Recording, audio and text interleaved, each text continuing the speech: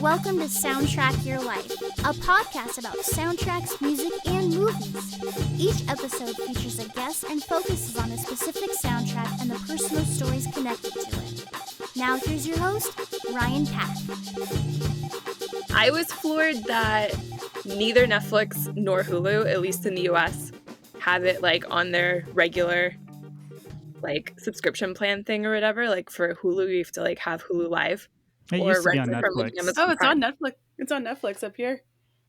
Really? Wow. You guys really do have everything. Yeah, you guys just got to come up to Canada to get your Love Actually on, I guess. I just want universal health care and Love Actually for free. What more is there, really? So this is Soundtrack Your Life. I'm Ryan Pack, and this is a soundtrack podcast where I talk to someone about a soundtrack that they have a connection to. This is our season 2 finale, and it's also our holiday episode. We're talking about the 2003 Richard Curtis film Love Actually. Today we have my co-hosts Brandis Wilson and Nicole Barlow, as well as Austin and Jen from the podcast I Hate Your Taste in Movies. Hello. Hi. So we've had Austin on before, so we'd like to welcome Jen to the podcast. Jen, what is I Hate Your Taste in Movies about? So myself, Austin, and our third friend, Jackie, who could not make it today, we all just watch each other's favorite movies and usually judge them because coincidentally, we all just happen to have very different tastes. Like Austin's a big musical theater fan. Jackie's a huge action movie person. I love horror. There's just not a lot of overlap in what we're into. So we're trying to help each other explore their horizons by showing them the things we like, but it just never goes well. That sounds a lot like this podcast. If you were to fit right in. Yep. So it's all the four of you talking about how you hate my taste in movies because I'm the only person on this podcast right now who like doesn't hate Love Actually. So I'm that middle is how ground. we feel. I am every middle week. ground. I do not hate Love Actually, so I will help you out. I will back you up. You'll be my human shield. Yeah. Oh, and Austin, sorry for your loss of Mr. Sondheim. Oh, thank you. Oh, that was sad. Well, it's all about ensembles today. I feel like we have enough people here to cover all of the different overlapping storylines of Love Actually. We can each take one. So let's start at the beginning. So this movie starts with Bill Nighy in a studio. Is it Nighy or is Nighy. it Nighy? Nice. Bill Nighy's in a studio recording Christmas is All Around, which is not a parody, but an updated version of the Troggs' Love is All Around for some reason. Because it's amazing. That's the only like redeeming song on this soundtrack. They I will say, actually used his version, him singing Christmas is All Around on the soundtrack. I like opened it up and I was like, if it's not there, like I am like blackballing this movie. And it was, I was like so happy. And I'm like, can we get like the extended version and a remix? So I actually like the original version of the song. The original version was by the Troggs, and then REM did a version in the early 90s. And it's the one like REM song where Michael Stipe isn't the lead singer on it. So that's how I always think of this song. It's also on the I Shot Andy Warhol soundtrack, which is like one of my favorite soundtracks. So to see it as an updated Christmas song, like I know it's supposed to be bad and kind of funny, but I'm already like strike one against this movie. Well, I didn't know that you were so precious about this particular song. Right? That's the whole point, is that it's bad and it's funny. Yeah. yeah. Sorry that this song choice offends you, Ryan. And I like how, because it is kind of a thing in the UK to have like a Christmas #1 single. So a lot of people do just put out like Christmas albums en masse just to try to make money and get that #1 or whatever. So I like how they're kind of just playing a nod to that by taking an actual song and being like, let's just make it a shitty Christmas single. And then it actually is like a hit. Everyone loves this song except for you. It's what, right? Ryan, you're the only one. You are the Grinch in this scenario. You are. I'm fine with that. This soundtrack went platinum in like multiple places, and I have to believe that it's because of that one song. Or Kelly Clarkson. It was Kelly Clarkson. Yeah. It was Kelly. Yeah. I like to get lost in a movie, and immediately with this film, I'm like, why are they doing this song? That is the least of my complaints about this movie. Right? It's the least of its problems, but It's the least sure. offensive part of the movie. Yeah, it really is. Like, I love actually that he is. I love actually. Uh, But that's my favorite thread in the movie because it's sort of cynical and not saccharine, right? So at least there's that Bill Nighy kind of deflating the whole whatever idyllic version or idea of what Christmas is supposed to be. And like you said, it's super distinctly British because this is totally something that would happen in the UK. It feels kind of real on that level. I also just love Bill Nighy's like grinchiness about it too. Like he does that so beautifully that it's so much fun watching him, which is why it's fun hearing him like sing the song because it just like calls that back of just like him pursing his lips and just being like super pissed off about it. Yeah, again, a different movie. If there was an expansion of just the Bill Nighy parts of this movie, maybe there would be something there for me to like. But there's a rapid decline. Just a steep downhill. It's true. It starts at a high point and then just Draws you in. You're like, oh, this could be fun. This could be a romp. Nah. Now, for me, it just starts bad and just gets worse. As an ensemble film, like I think this is probably one of the most ambitious in terms of like the most storylines. And I know that that's also like a pain point for a lot of people. And I'm not saying that it was a good choice to have that many, but I am impressed at how well they did manage to pull off that many different storylines. Like they do weave them together, like mostly, and you do like know who the people are. You get like connected, or like even if you're like pissed off and hate everyone, you're still like connected to these characters. And it's like if you go on like like the list of like Wikipedia has like all the different like plot lines, like it takes up a lot of real estate. So like love it or hate it, I'm like impressed that they are able to like keep that much continuity like throughout.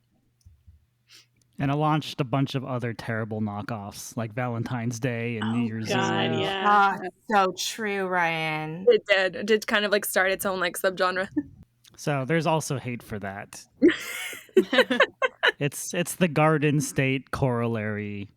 Which What has Love Actually wrought? yeah, it's like this may not be the worst movie, but it spawned the worst movies, so I'm gonna hate it because of that. That's fair. Completely fair. Completely fair. But they definitely did it a lot better than all of its progeny. Yeah, I mean, is the next song that you hear in the movie after Bill Nighy kind of kicking it off in this like fun way that does not set the tone appropriately for what you're going to see next? Like the next scene is literally Liam Neeson at his wife's funeral playing the Bay City Rollers. Or at least it's like a couple scenes shy, right? It's like just this complete like, what is happening?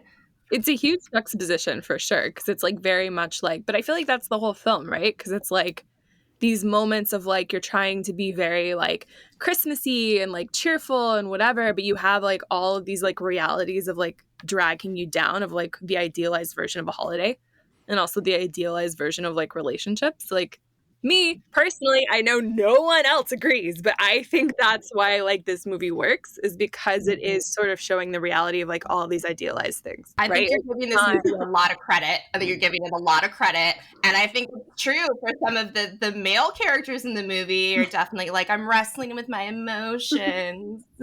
And then I'm going to get a like hot foreign girl at the end that, right? I'm looking at like facial expressions on. I forgot about that storyline. It's such a bad one. If I had to cut one, it would definitely be the Colin Firth storyline. Oh, it's so bad. If I'm cutting one, I'm cutting the Martin Freeman like porn star one. Oh no, that one's hilarious. I think that one's funny. God. If I had cut one, it'd be the one going to America. Yeah, that would be mine that as one's well. bad too. That one, see, that's already 3. We've cut 3. It's a much better movie. Exactly, much better. No, I love the porn star thing because it's just funny. It's like they're not even the porn stars. They're the stand-in for the porn stars. Also, how high budget is this porn? Right. I just feel like that Makes no sense. storyline doesn't go anywhere, and that's why it always feels like a drag. Like it's sort of just like like it's like someone had that funny idea of like stand-ins at a porn star and they're awkward and they fall in love, but then that's it. So like every time you cut back to them, it's just the same thing, and I'm like, I don't understand. Like there needs to be a conflict, a story, something. What I don't understand is how they cast Martin Freeman in the role of like the body double, porn star like body double. Like what Martin Freeman fetishist was like, you know who we got to get for this? That Martin Freeman. I mean, maybe it was Hobbit porn. I don't know. It's always the average dude with the hot chick. So like that's totally accurate. Well, in the universe of this movie, it definitely is. In all movies, all of Hollywood, average dude, hot chick. That's like the story of my understanding was that they're like body doubles, so you're not seeing their faces, right? Mm-hmm. And it's this is no offense to Martin Freeman, but I don't really think of him in the same category as like body double. Like you typically want to pick somebody that has, you know, maybe a better than average body. His whole brand is average. It's a very bizarre storyline. It's true. I also think like those three storylines, like the guy going to America to meet women, the porn star body doubles, and then like Colin Firth falling in love with a foreign girl. Like, I feel like those are the most like tangential ones. Yeah. Like, so it's like, why are they even needed? Like they just add on to this ridiculously long runtime.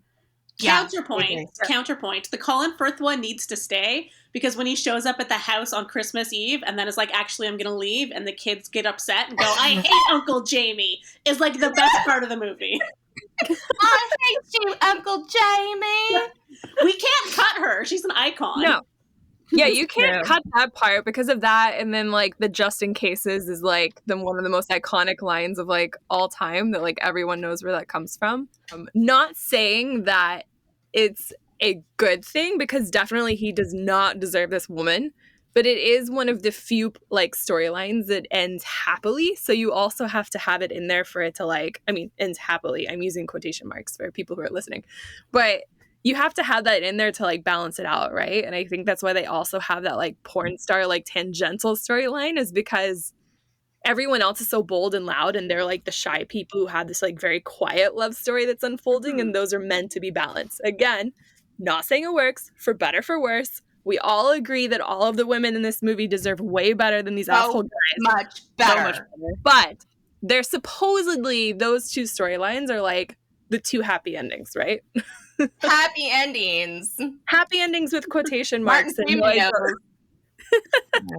Back to the porn star body double storyline. Right, we're not done with that. Isn't that just a premise that you bring up at like some cheesy improv show? Like, give me a situation, porn star body doubles. Right. Right. So they took that and they're like, let's make a big budget romantic comedy about this. You think that was the starting point? That was the first idea they had, and everything else came around that. Honestly, I think this writing team just sat around and I'm all for nudity, you know, free the nipples, UK. But there's a lot of gratuitous nudity in this movie, like female nudity in this movie. So I'm pretty sure the writers just sat around and they were like, how can we get more boobs? But funny boobs. Funny boobs, you know, comical boobs, serious boobs. We're going to get all the types of boobs. And they do. And we should say they're all fat girl boobs. Oh my God. No. Yeah, let's circle back to that. The whole like the assistant whatever to oh my God, I just totally the blanked prime on his name. minister. Yeah, prime minister being fat. These British people need to like really recalibrate their idea of human bodies. Like what? It's the same thing that happens in like Bridget Jones's Diary, where you're just like, am I seeing the same thing? Like, I know. There's no concept of what weight looks like on a woman, or like regardless. I don't know. It's just so frustrating. Yeah, it's like she's not a 00, therefore she's fat, and we need to harass her at work about it. Right. And it's brought up constantly by everyone, by her own family. And like this poor, beautiful, lovely woman character, Like, it's a little too much. Yeah. Yes. I understand it's meant to, like, somehow, I don't know, engender, like, sympathy and somehow, like, show that Prime Minister Hugh Grant is above such accusations and really sees her true heart. But she's gorgeous. Okay. But he doesn't, because he says it despite. He falls in love with her despite being fat. Say that in the movie. How noble of him. Something that gets uttered. Yeah. Because he says that to his, like, I don't know if she's, like, his other assistant, but, like, the woman who's, like, always, like, been with him, like, his, like, friend or whatever. Like, he has a conversation with her, and it's, like, it's very much, like, a despite thing or whatever. Well, I hate it. Yeah, I hate it, too. Like, honestly, I know it's one of the main, like, storylines, and we all love it because it's funny because it's him versus, like, Billy Bob Thornton. But honestly, of all the ones that piss me off the most, even more than Alan Rickman being an asshole, that storyline pisses me off the most because the movie justifies the treatment of this woman, not only being called fat, but, like, making that, like, okay that he falls in love with her despite that, too. Like, it's a double abuse on her. Well, and on top of that, that's not to say anything about the, like, power dynamics of that relationship. Oh, yeah. Like, he's the friggin' prime minister, and he's, I don't know. And she works for him? Yeah. Not appropriate. Yeah. Not okay. Not okay. Yeah, but at the same time, I think that I would rather see Hugh Grant prance around to jump for your love before I can ever not angrily sit through that freaking storyline with Alan Rickman and Emma Thompson. That one, like, Alan Rickman is the greatest villain in this movie, for sure. And he has, like, zero redeeming qualities, obviously. But it's also, like, one of the most grounded in reality storylines, right? Like, the others are ridiculous and, like, not relatable. But unfortunately, so many people can relate to, like, infidelity. So I feel like that one, it's a horrible storyline, like, in terms of how people are treated. But it's very realistic, right? Unfortunately. Who doesn't love some betrayal and infidelity and heartbreak in Joni Mitchell at Christmas, right? Wrap that up for me. Yeah. Wrap it up with a bow. Is Joni Mitchell shorthand for, like, infidelity now? Pretty much. It's like you like, you're gossiping, and it's like she's been listening to a lot of Joni Mitchell. Because there's that movie, The Kids Are All Right, with Annette Bening. Yeah. Oh, yeah. When they find out that Juliette Moore is it Julianne Moore? Yeah. She's cheating on her. Like, she just starts bonding with Mark Ruffalo about Joni Mitchell. That Oh, movie you is... love Joni Mitchell too? And then she goes in the bathroom and finds, like, Julianne Moore's hair and is like, oh shit, she's cheating on me. So I feel like Joni Mitchell's just shorthand for, like, people fucking around now. Greatest thing I've ever heard Ryan say on this podcast. It is, hands down. That was gold. I also need that on a t-shirt. If your significant other has a Joni Mitchell CD, you gotta throw it out. That's a bad sign. The red flag. Yeah. Or if someone buys you Joni Mitchell, that's, like, huge red flag. Yeah. It's like, what have you oh, done? No. She's got blue. The thing that's not realistic about this infidelity scenario is not necessarily the infidelity, but it's the way. Is this Christmas gift, okay? So if all of this shit pivots on Joni Mitchell and her, like, whatever, probably 25-year obsession with Joni Mitchell, does he really think she doesn't have that CD? That's what I thought too.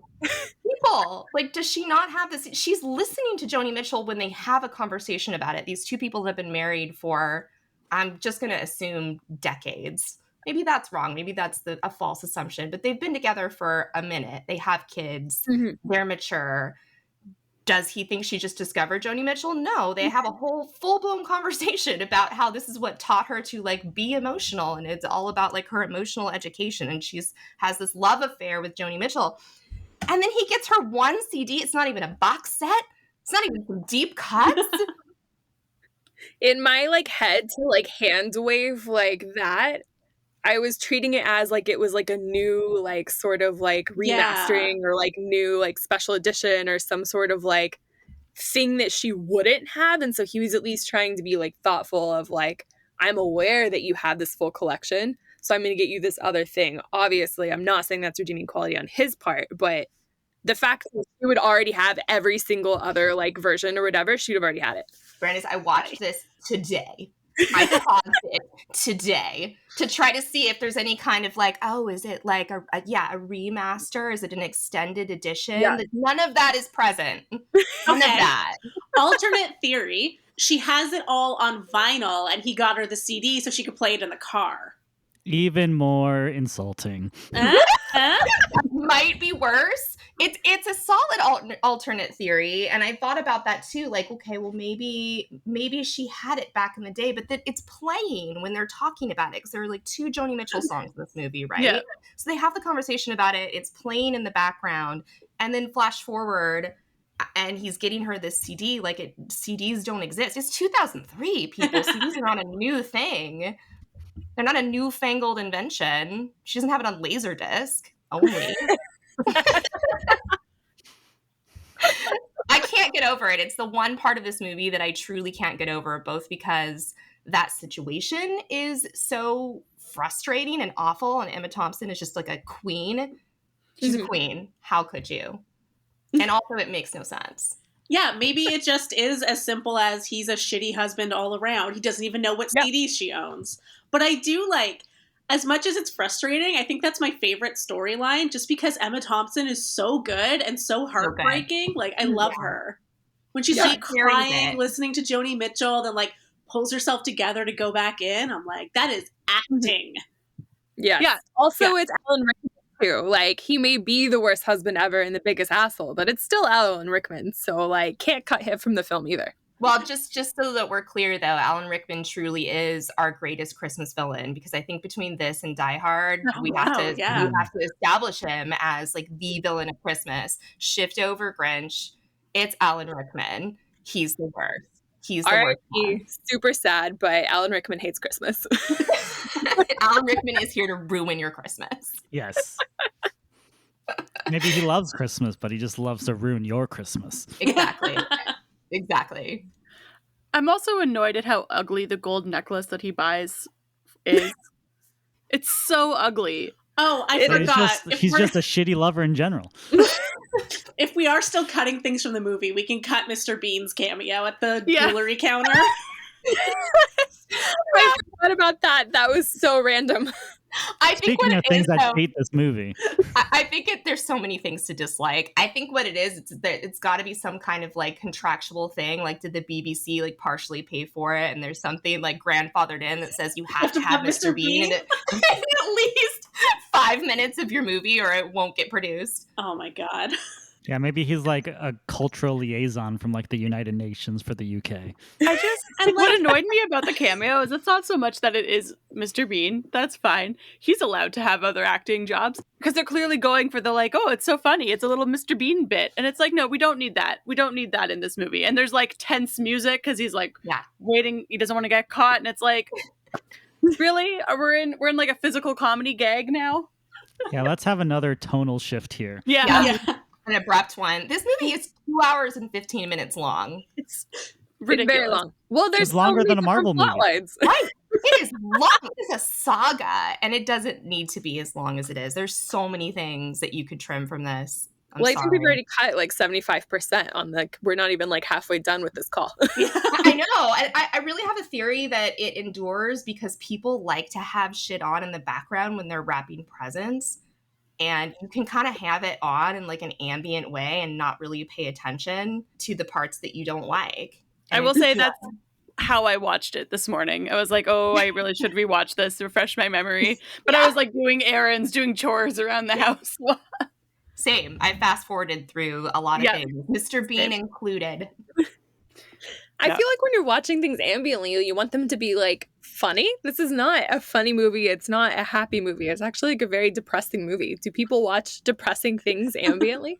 Well, it's depressing if you're watching it, if you're paying attention to it. But if you use it as kind of like a wallpaper, it's just a pretty British Christmas and chimes and sleigh bells and all that bullshit. Yeah, you just like check out for a while. You come back in for the Mariah Carey sing-along. Yes. You come back in for the Mariah Carey sing-along, you just rejoin at the Christmas pageant, and you pretend that the last 2 hours didn't happen. Speaking of back to soundtracks, Ryan's going to be really happy. The only time that All I Want for Christmas is on a soundtrack since Mariah Carey was born, and it's not Mariah Carey singing it. Is that true? What? Yeah. It's credited to the actress who plays that like Okay. teenage or like younger than teenage girl is actually like a singer and was voted off of Celebrity X Factor apparently. Olivia Olson. Personally. Yeah. Well, she was great. Yes. So she is a singer and it is credited to her. It is not Mariah Carey. It's like literally the only soundtrack probably since Mariah Carey was born to not So have it hasn't appeared on any other movie soundtrack ever? What do you mean? That song hasn't been on any other movie soundtrack since No. I'm saying it's the only time that song's been on a soundtrack that isn't sung by Mariah Carey. Oh. Everyone, you just assume that it's Mariah Carey singing All I Want for Christmas because that's just ubiquitous with who sings that song, and it's not. It's Olivia Olson. Surprise. Good for her. Good for her. I read this thing recently that Mariah Carey only listens to her own music, which is very correct. Yeah. Yes. Just high heels on a treadmill, just listening to her own music. Right now, she's listening. Just vibing to her own music. She's vibing. She probably like has this movie in the background. It's like when I do that octave thing with my voice again. Yeah, the music in this movie is not good. Per se. I would consider most of it, wallpaper. It's there to remind you that it's Christmas. And I mean, nothing's really like that supportive of the action. I think if you take away the like Joni Mitchell aspect of it, which, as Ryan pointed out, is like stand-in for mature infidelity. Like, what do you have left on this soundtrack? The Beach Boys. Talking about eclectic, the Beach Boys are on here. The Four Seasons? Is it the Four Seasons that sing that Bye Bye Baby song that's on there?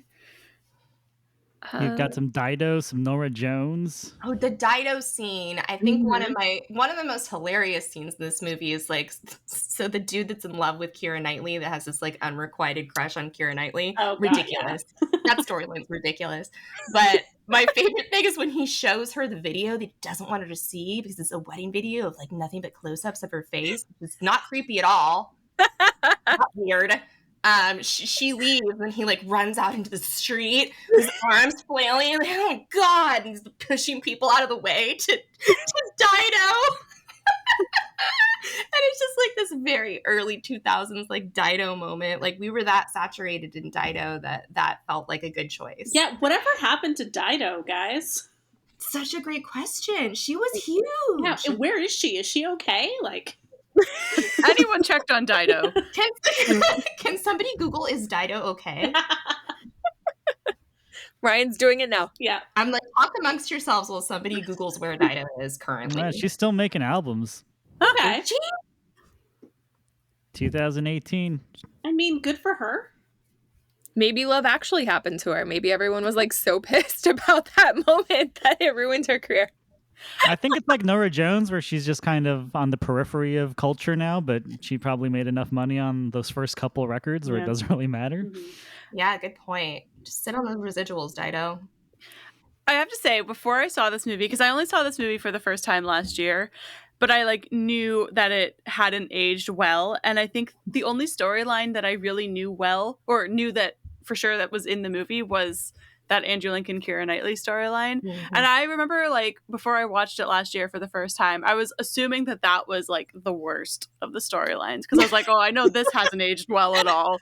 Yeah. It was a happier time. It was a simpler time. There's pre-Love Actually and there's post-Love Actually. Yeah. And that's how you demarcate your life. I can't believe you made it that long without seeing it. Yeah. Yeah. Let me also add that the reason that Austin and Jenn were invited to the podcast is because randomly on Twitter, Austin was like, I didn't enjoy John Wick, and it's one of the two like universally beloved movies I don't like, the other one being Love Actually. And I was like, well, I would love to hear your thoughts. We love an unpopular opinion. It's one of those movies with John Wick and Love Actually where I'm watching it and I'm like, am I watching a different movie than everybody else? Because like I don't understand. It's like I'm living in a different reality. Yeah, and it's people will attack you. They'll like call you hateful and like accuse you of starting like the war on Christmas because you don't want to watch Love Actually. Our co-host Jackie, I went to a spin class with her one time, and it was like around Christmas time, and the spin instructor started talking about Love Actually, and the whole class was like, you know, joking about Love Actually and how they're all going to watch it this season and blah, blah, blah. And then Jackie, and it's our first time at this class. We don't know anyone. And Jackie just like gets into an argument with the spin instructor. As you're spinning, you're like fighting about Love Actually. Angrily spinning. Yeah, fuck this movie. Pretty much. It's like, oh no. That's We could never come back here. We're banned from spin. The spin instructor just puts on the Love Actually soundtrack to troll you guys. Christmas is all around you. All right, downhill. Yeah. That's amazing. Ryan's so mad right now. And I think everybody, whether you've seen Love Actually or whether it's just been on like the periphery of pop culture for you, everybody knows that Keira Knightley storyline because it's been parodied so many times. Yep. Yeah. And I think people like fail to really consider like when he comes to her door and says like, just pretend it's Christmas Carol, lie to your husband. I'm going to do this creepy thing with these cards. I'm going to tell you that I'm like hopelessly in love with you. You really think that like, okay, well it's weird. I hope that this is done. And then at the end of the movie, when they're all like coming together again over the Beach Boys, like God only knows what I'd be without you, they're still friends. And he's going on vacation with them. Yeah. That's like a he's good point. Mad third wheeling it. Because I always assume after that scene happens, Keira Knightley goes back in, shuts the door, and goes to her husband and goes like, okay, you are not going to believe what just happened. Listen. Your friend is weird. Like, she definitely has to have told her husband about the video thing because they don't have a wedding video now. Yeah. So she's going to him and being like, well, I went to go look, but he just had shots of my face and nothing else. So I think we made a restraining order against your best friend. For real. Yeah, I don't think that guy's your best friend anymore. Yeah, no. Puts her in such, I mean, like, never mind, like, his actions toward his, like, quote-unquote best friend, but puts her in such a terrible situation by, like, telling her that. Like, she doesn't need to know. And then straight up saying, like, lie to your husband about, like, who's out here. Like, it's a really terrible, like, shitty asshole thing to do. It's a dick move, and the fact that he continues to be in their lives with now that he's like dropped this bombshell is really freaking weird, and I think gets him off the hook way too easily. I hope there's a deleted scene where the husband goes over to his house and like opens a closet door and finds all the poster boards and he's like, "What the fuck is this, man?" Oh, it's for my science project. I don't know where those were. I'm just gonna turn them around and. Yeah. Do you think he had an alternate plan in case the husband opened the door? Like he's standing there with the boombox and all the cards, and he's just like, Can you pretend it's carolers? Yeah, or what if the husband really likes carolers? Yes. What if he, like, he's just not gonna get up and like walk over? Oh, it's carolers, Keira Knightley. Let me come see. Yeah, exactly. Maybe they know that the husband hates carolers because it is the best friends. Maybe he's like, his parents were killed by carolers, so I know he won't come to the door. It's all Batman situation. Fair. The best friend should know how he feels about carolers. That your earlier point, he could have just A, opened the door, B, walked through the hallway to like get some like cocoa or something, or just like any other scenario. He also just could have invited her over. I mean, clearly she knows where he lives, and I don't know. They could have had a real conversation. It's not like they never see each other. Like they're in each other's lives. Yeah. I also just want to point out that I was very distracted by Keira Knightley's age in this movie, so I did a little Googling. So Andrew Lincoln was 30 when this movie came out. So Keira Knightley was 18. The age difference is smaller between her and the little kid, who was only 13. There was only a 5-year age difference there versus the 12-year age difference between her and Andrew Lincoln. Ugh. Yes. I didn't know this. She was only like 16 in the first like Pirates of the Caribbean movie. Yeah, she's one of those people where I think just because she's been around for so long, I don't realize how young she was in those, where I'm like, oh no, you were like a teenager here. I'm like, oh, she's just been an adult forever. She's probably the same age as me. Like, what? Yeah. That is really terrible to think about, like that she was a child bride. Yeah. Their wedding scene is kind of like weirdly unsettling too, where they play the like all you need is love, and they're like up on like the church balcony, right? And there's this like this is the acapella moment, Ryan's, where we offend acapella people. There's like acapella all you need is love happening unexpectedly, and then all of these musicians get up from the pews and start pulling out trombones. Am I supposed to believe she didn't see a bunch of people with trombones sitting right next to her? They're not small instruments. Yeah. No, I was like, where are you hiding a whole ass trombone? Yeah, the awareness of the people in this film is terrible. Like, oh, there's carolers out here, so don't come by. Okay. Oh, those trumpet players walking by, that's not for our wedding. That's for like something else. Right. That saxophone, it's not. That's not for us. It's not for you. Yeah, Don't and worry their about it. wedding, like, is fairly sparse. Like, the pews are not packed, you know what I mean? So you think she would Right. notice that there's a 20, 30 people there that she's never seen before in her life. And I she's mean, like, in my half mind, Go sorry, ahead, in my sorry. mind, I assumed they were like her friends, but yeah, no, that makes more sense that they would be hired musicians. Why did she go to band camp? yeah. Well, because it Maybe- was like 25% of the audience. Like, know to your what? point, there weren't a lot of people there, Yeah. and like a lot of them stood up to Yeah. play the music. So it's like, did you only invite 30 people to your wedding, and then 10 of them, or like 10 more people, were musicians? I like Austin's theory because we don't really know anything about Keira Knightley. So maybe she is a musician and those are her musician friends, and Andrew Lincoln just got them to do this. Another fair point. We know so little about so many of the women in this movie. Yeah, all the women in this movie are like projections. Like they're just being projected on. They are not like fully formed characters, really, right? You only know them like through the lens of what the dudes in this movie want. And that is super disappointing and super frustrating. Sorry, and not to get all like feminist critique on Love Actually. Who the fuck cares? It's 2003, right? A lot of bad things were happening. The low-rise jeans and Von Dutch and shit. God. So we had bigger problems.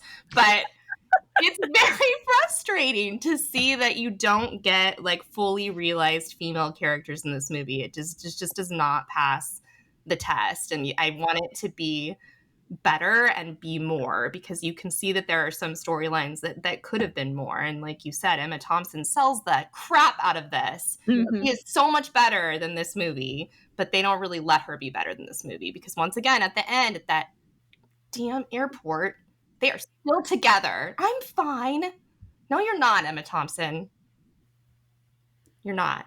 Yeah, I think Emma Thompson and Laura Linney are the two who have like the most characterization. I feel like they're the most like fully formed, but they're also the most like sad storylines. Neither of them get anything happy. Sad. Yeah. Let's talk about this Laura Linney storyline. Like, does it make you feel as depressed as me? Yes. You feel Let Why is her this in a fuck the Christmas hot movie? guy. Just let her fuck him. slap that ass, Laura Linney. Yeah, I let her. Like that may be if the Alan Rickman Emma Thompson infidelity storyline is the most frustrating, that one is a very close second, because she really deserves that, and I see no reason why she can't get some help with, I get it, right? Like she feels like she has to be there all the time for her brother. I get that, right? But it is not a happy ending for her. Like, that's not fair. That's I don't not think fair. the Alan Rickman line was necessarily frustrating so much as just anger-inducing because he's such an asshole. But like the Laura Linney one is like very frustrating because it's should be a non-issue, right? Like he's not a stranger. He knows her. He's worked with her for forever. So he knows what she's struggling with. And like if he really cared about her, he'd be like helping her through this and not just be like so narcissistic that it's like, oh, this thing you've been struggling with like for years, you're suddenly just gonna like let go of because I'm like partially naked in front of you. Like, come on. I would have let go of it. Well, honestly, though, like, I'm sorry. I'm not saying she shouldn't have. She should have, but I'm just saying he's seen her struggle. So like, it shouldn't be like a surprise. Like, A, she should have like not answered the phone. B, he should not have like stormed out there like the like narcissistic asshole that he is. Like, come on. It's a non-issue. It should have been like totally fine. That should have had a happy resolution. They should have moved past it. But this movie hates women. It really does. It also hates It love. does not want women to have nice things. No, it hates Christmas. It hates women. It hates love. It hates all the things. I feel attacked when I watch it, and I definitely watch that scene, and I'm always like, it's like a horror movie. I'm like, don't pick up the phone. Don't pick up the phone, Laura Linney. But she does it every time, and it's tough. It's tough to see. To see, because it does seem so easily solved. So to your point, Curtis, like it doesn't seem like it should be an insurmountable problem. You can mount that, but no, she's got to basically like martyr herself for her brother. Yeah, that's a bad, insidious message. I feel like that just is one of the worst ones in the movie for sure. Yeah, for sure. Very, very sad. Yeah, it's a movie where it lacks a lot of like real world logic. Yeah, I think it comes from the fact that it is like so many storylines and like they're so condensed. Whereas if you had more time with some of these people, it could really like make a lot more sense. You could work things out. You could see like Laura Linney and that guy. Maybe this isn't the first time this has happened. Maybe he's tired of waiting around for her. But because we only have like a couple minutes with them, it just seems very like, all right, like just fuck him tomorrow. Like what's going on here? It's not like none of these stories have any remotely interesting things. Like there are some interesting threads that like would be good to go into and delve into. Like I'd like to know more about Emma Thompson and like their situation, or even the Laura Linney, you know, like it's just so frustrating. The surface level makes it too much. It's unsatisfying ultimately. And it's not because the endings aren't happy. It's because, like Ryan said, they don't follow any kind of logic. So you're just left holding up your hands like, what the fuck just happened? That did not need to happen at all. And that makes no sense. You know what else doesn't make sense is a kid rushing security at the airport right after 9/11. I think there are two different buckets. There are the practical lack of logic moments of like the whole carolers thing. We're going to believe that he believes that, and that the dude didn't have a plan B for like if the husband opened the door instead of Keira Knightley. And then the whole kid rushing like airport security after 9/11. Like those things are like small but unforgivable because it's just like, really, you didn't like even think this through. But in terms of like the humans making illogical like choices, that I do forgive, because humans often do make really stupid illogical choices. So for me, that is one of the realistic things about the movie, is like that Laura Linney like storyline like being so frustrating. Like me logically sitting here saying like that should have been a non-issue and they should have been able to work through it, but probably 85% of the time real humans would not have worked through that. So like those frustrating storylines I feel like are frustrating in an authentic way. The like carolers and like airport security stuff, that's just being lazy. Well, and like it's so many different movies. We've talked about like the tonal inconsistency, and I think that really jars me too. Is you're working with this like, you know, buffoonish like comedy when you get to all the Hugh Grant being prime minister stuff. Yes. Like it's just so over the top. And then you drop into this Laura Linney storyline, and you're like, well, we've gone from, I don't even know. We've gone from like Mr. Bean to like a Lifetime movie in a matter of 10 minutes. And I'm not ready for this. I feel seasick. To play devil's advocate, I don't know if, because it is a UK movie, they meant for the Hugh Grant thing to be taken as a comedy and to be that unrealistic, or Billy Bob Thornton as president. They have Hugh Grant dancing around to like, might as well jump.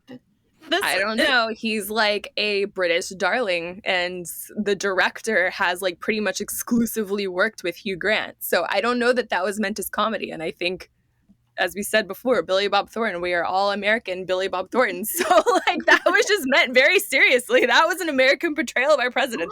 I also want to ask our Canadian friends if it's just me or if Hugh Grant is giving some like Trudeau vibes.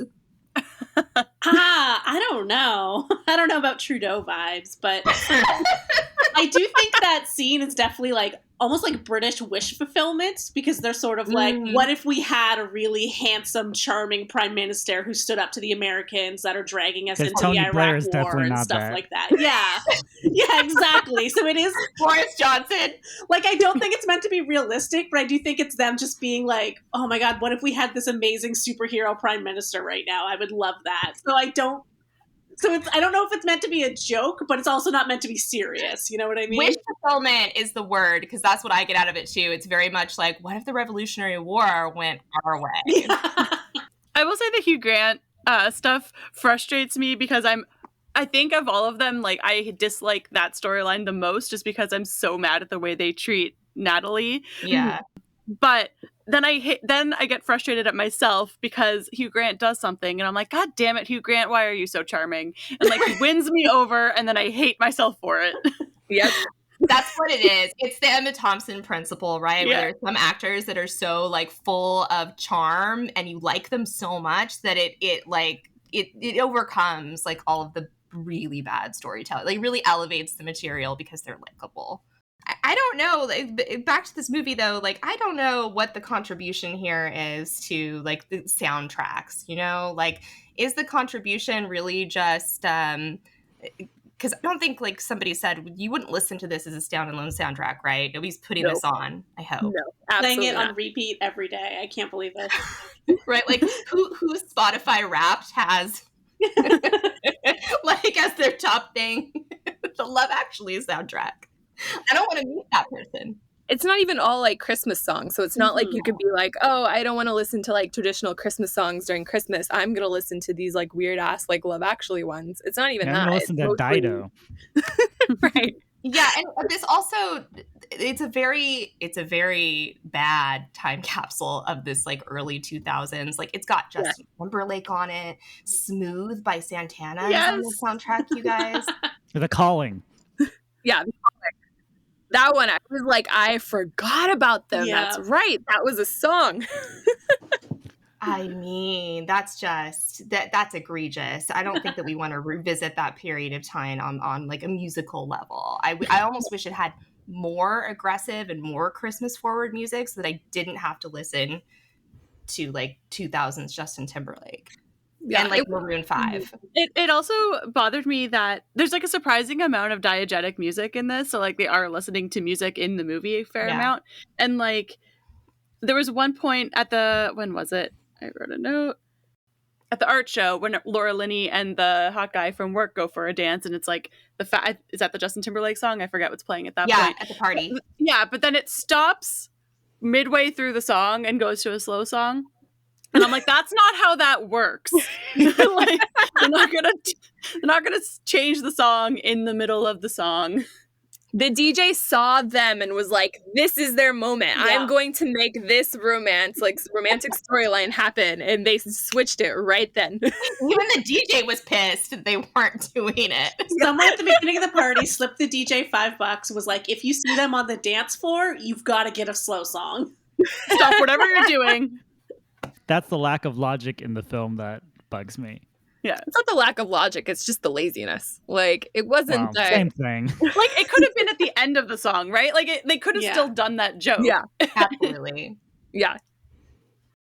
And back to like, for the soundtrack, no one wants to listen to this as a soundtrack. It has like no justification for existing, let alone being platinum in multiple countries. Except for Christmas is All Around. It only needed to be a single. Yeah. But even Christmas is All Around, like you're not listening to it. I hope you're not, Brandis, in your closet right now doing this podcast. I hope you're not listening to it for genuine enjoyment. I hope you're like listening to it ironically, or you're like kicking it onto a Christmas party playlist or something, but you're not like, that's my No. It's like the best ironic like Christmas song ever. So it's like, yeah, if you're throwing a Christmas party, this has to be on the playlist. Like, it's just like, it's a moment. Yeah, it's a good way to make sure people are paying attention. Yeah, right? I mean, other than like traditional Christmas things from like the Christmas pageant and like little, whatever carols and stuff, like, are there any Christmas songs in this movie? I think there might be one on this. White soundtrack. Christmas is in there Otis at one Redding. point. Christmas. Okay. I mean, that might be the one song that I would independently be like, well, that's nice to listen to. See, it's different for me because I actually don't like Christmas music, which is why I like the ironic option of a Christmas song. I mean, this is just, you love this Christmas movie, but you won't listen to Christmas music. No, absolutely not. Hate it. So the guy who scored the movie, his name is Craig Armstrong. And originally I just figured he was just some random guy in the UK, but he was nominated for his score for Ray. Yeah. Wow. And he's actually scored a couple of soundtracks that we've covered on this podcast, and we never brought him up. So he did the score for Moulin Rouge Oh, and for Romeo and Juliet. Craig. Oh, not a fan of this guy. Craig. I was gonna say, like, even the instrumental score of this movie is so boring. Like, I know that it's a rom-com and they're not known for like exciting scores, but there's like nothing going on instrumentally. Lazy. It's so lazy. The only part where like you even register it is the part where Prime Minister Hugh Grant stands up to President Billy Bob Thornton, and there's that very swelling like doo-doo-doo like moment of like, yeah, kicking America's ass with words. Yeah. And it's just so over the top. It's so lazy and hacky and bad. It's bad. I'm sorry, Craig. You're not listening to this, Craig. He might. We don't know. you're gonna get hate mail. Maybe we're breaking Craig's Add heart it to the right now. pile. So there's a UK and a US version of the soundtrack. The UK soundtrack has 3 songs from Craig Armstrong's score, and the US version only has 1.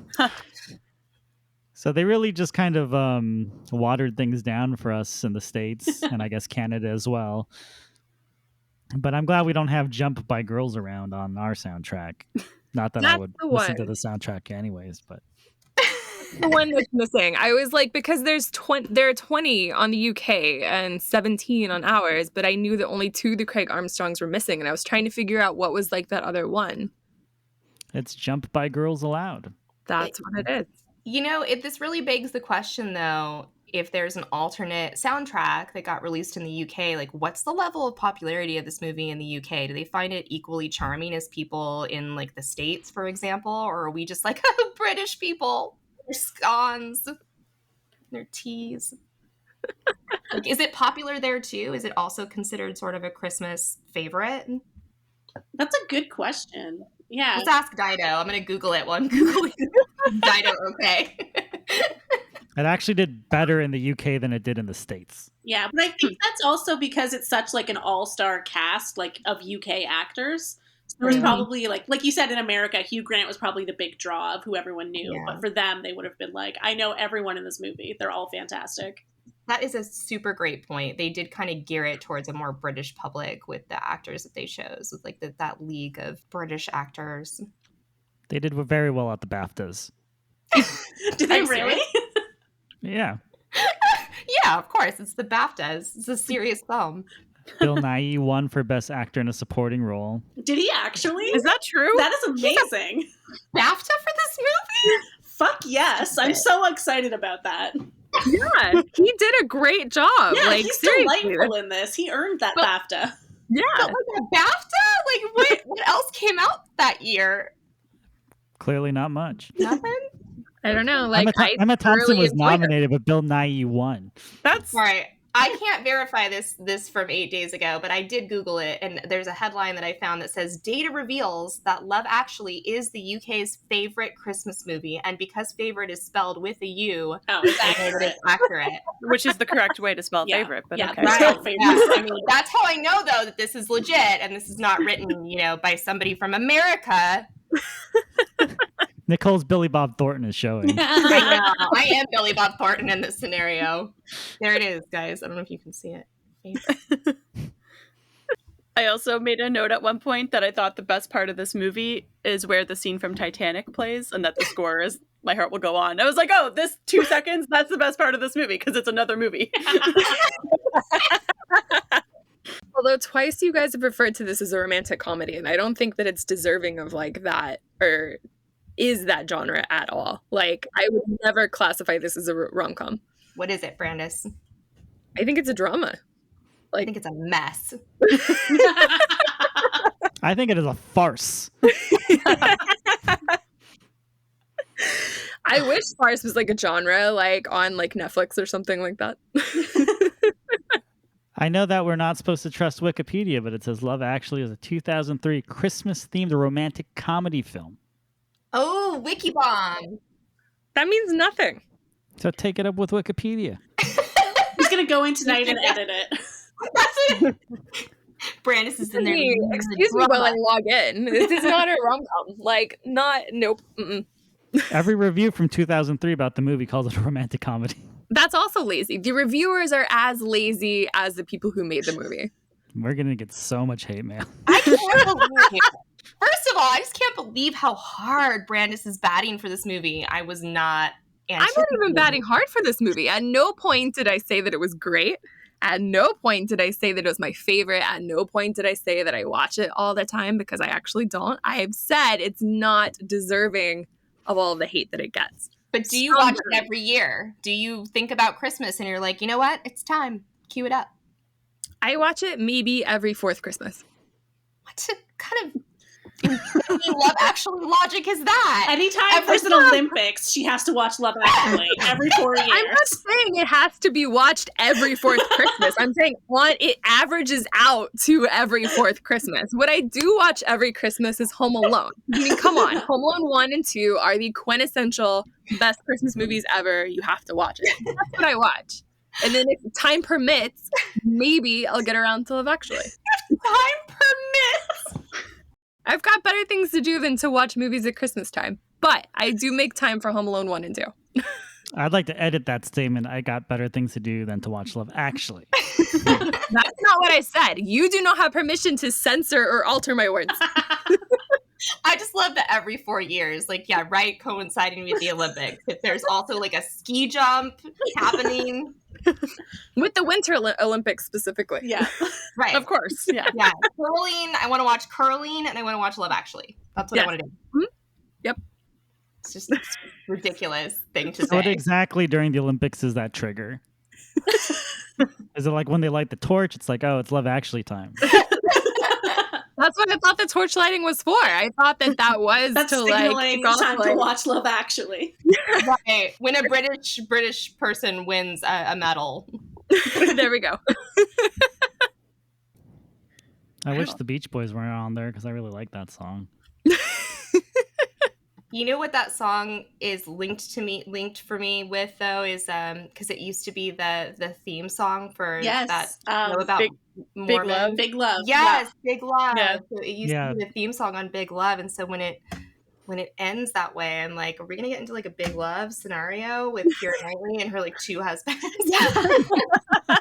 That's how that storyline should have gone. That's how it should have gone. Like, just go full poly, guys. Just talk about it. Yeah. Introducing the throuple. Like, it's great. Yeah. Yeah, and then you don't have to worry about the carolers. Maybe that's why he was going on vacation with them at the end. They just left out why. You think it's a third wheel, but no, like he's a part of the couple now. I like this, actually. Yeah. This is much more fun for me to consider. Yeah, they're going to like one of those like adult club meds or whatever. Yeah.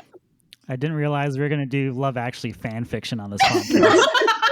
This movie doesn't give you enough to not do that, though. Because if you think critically about it for like 2 seconds, everything falls apart. So I feel like we need these like extra layers. We need this fan fiction.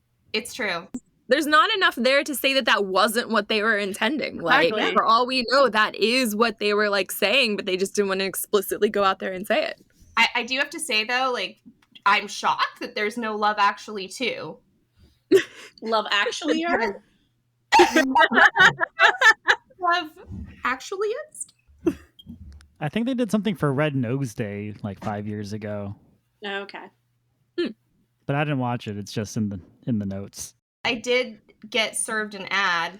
Thanks everyone here that I'm doing this with. I did get served an ad for Love Actually Live. Oh God! No. Is it a musical? Please say yes. So I think I immediately like dropped my phone like it was on fire because it's never something that I want to see. But I think it might be one of those like musical live events that they have on like, you know, NBC. I'm looking this up right now. But they usually only do musicals for the musical live events, not a movie that's not a musical. Or is it like a Rocky Horror Picture Show type situation? It like, is an immersive musical. Hold on. This could be amazing as a musical for something to like ironically hate watch. Like, I have to see this now. Okay. Every 4 years. Yeah. Okay. So is it a stage production? It looks like, okay. I'm going to read from the website. You'll follow an all-star cast of singers as they reimagine the film's hit soundtrack while accompanied by a 15-piece orchestra. you sing along to the songs, and iconic scenes from the film will be displayed on traveling screens throughout the set. So it's like live people performing the music while scenes from the movie play. Iconic soundtrack. It did go platinum in 2 countries. Like, I guess so. Tickets start at $45, guys. Let's sign up. Field trip? You guys want to fly down? I'm looking at Ryan's face as we record this, and I think I just saw his soul leave his body. Yeah, he's so unimpressed. He is so upset at the notion. This better not show up at the Hollywood Bowl. This better not replace Sound of Music at the Bowl. What are you singing along to? What are people? Yeah, other than Christmas is All Around, what do you want to sing along to? Yeah, that's that's all really I hard. want for Christmas is you. Like, I don't know. okay, that's 2.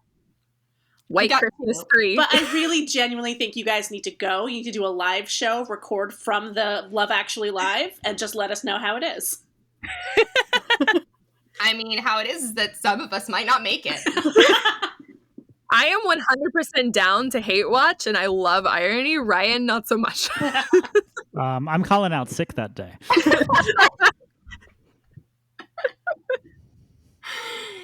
Yeah, I feel sad for everyone involved in this. The people attending, the orchestra that has to back this up. All of this just seems... Why? You don't know that they're not intending it for it to be ironic.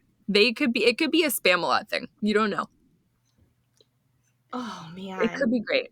Pitch, here's a little blurb. Here's a little blurb review. Pitch Perfect. Such a celebration of love, the holidays, and the movie itself that it's hard to not fall in love, actually.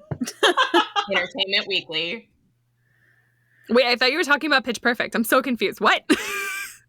This is like a blurb reviewing the stage show of Love Actually Live. And they actually went there and said, like, it's hard not to fall in love, comma, actually. Thanks, Entertainment Weekly. Cool. I hate it so much. Oh, that wasn't Peter Travers? That sounds like a Peter Travers thing. Peter Travers. Yeah, I'm not going to this. Guys are no fun. Yeah, I like how we just spent an hour talking about how this soundtrack has no redeeming value and no one would listen to it independent of the movie. And there's a whole stage production set up around this premise. Yeah. Cool. So maybe Awesome. we're in the minority of not liking the soundtrack. People, I guess, love it enough to go see it performed live. If somebody tell us, like I genuinely want to understand. Help me understand. It went platinum in Australia and 2 times platinum in the United Kingdom. Yet, ironically, the performance is in the US, so I can't explain that part. I mean, when I look at the soundtrack, I go, yep, this movie's not for me. Yeah.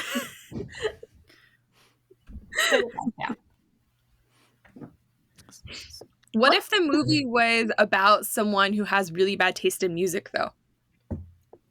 Then you would be completely misjudging a movie by its soundtrack, because that's the point. You're like, still don't care. I'm like, again, you're trying to make this movie into something way deeper than it is. No. I don't mean Love Actually. Nothing to do with Love Actually. He just said if I looked at the soundtrack, then I would like not watch the movie because I hate the soundtrack. But I'm like, what if that's like the point of the movie is this poor soul who has really bad taste in music? Shouldn't the arc of the movie be they learn to like better music? That's a sequel. But that would still only be 25% of the soundtrack. Like, it should get good at some point, right? You said you love that Beach Boys song. Yeah, but I know that it's used everywhere. It's used for polygamy as well. I'm not pimping out polygamy. That's the second greatest thing you've ever said on this podcast. Not pimping out polygamy. Well, I think we've covered that soundtrack pretty well.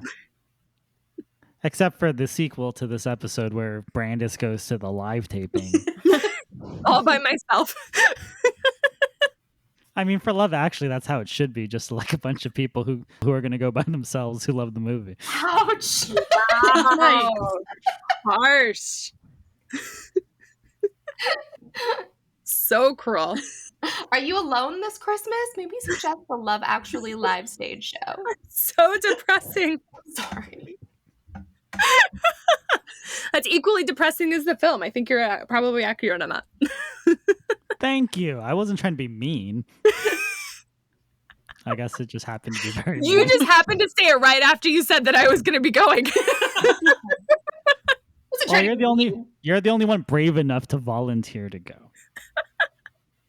Take one Right. for the team. I just really love hate watching. Like, whatever. Yeah, you're going to hate watch. It's different for you. Ticketed event, though. It's one thing to hate watch a movie. This is a ticketed event. You have to go there. You have to transport yourself there. You have to sit in a seat. All right. Well, here's my final thought on Love Actually as a collection of stories. It feels to me so coldly calculated to be all things about Christmas to all people that it's kind of hard to enjoy, right? It's like, let's throw in something for everyone and ultimately just kind of net out at nothing because none of these storylines really work or wrap up or give the characters their due. It's just a Christmas porridge, a lukewarm Christmas porridge. And it's meant to be this big blockbuster film with all of these like famous actors in it, right? As we've talked about. And that all of them could do a lot better than this. I feel like it's meant to be the antithesis to the Christmas movie. And so it's made for people who hate Christmas movies. I don't know. I disagree. I disagree with that. Yeah. I feel like there's a lot of genuine Christmas love for this movie. I understand the appeal on a surface level, but I feel like that's how you have to watch this movie. Otherwise, it just like Yes. breaks you. You have to shut your brain all the way off.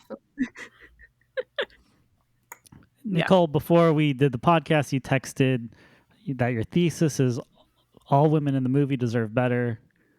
And I responded with, all of us deserve better than that. And so in the spirit of Christmas, go forth and do something other than watch Love Actually, maybe. Unless you're wrapping presents because it's 2 hours and 15 minutes. So That's a lot of presents. you just want something on while you do that marathon present wrap. Go for it. Then you can watch Die Hard. Make that your background Christmas wrapping movie. It's the Alan Rickman double feature. So thanks, Austin and Jen, for coming on the podcast. Thank you for having us. I hope I didn't offend you guys with my all my hatred of Love Actually. Jen, are you No, offended? I am not offended. I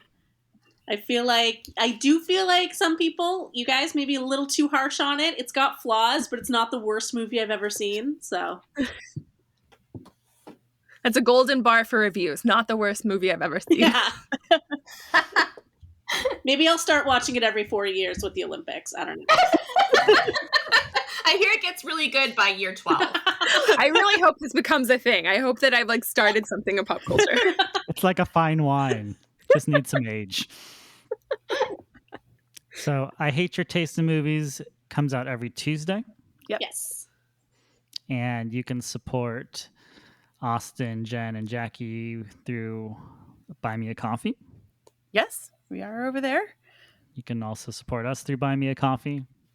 Brandis drinks lots of coffee. A lot. I have an expensive habit. Subscribe, rate, and review this podcast, and check out I Hate Your Taste in Movies. Thank you so much, and hopefully we'll have you guys on again next year. Happy holidays.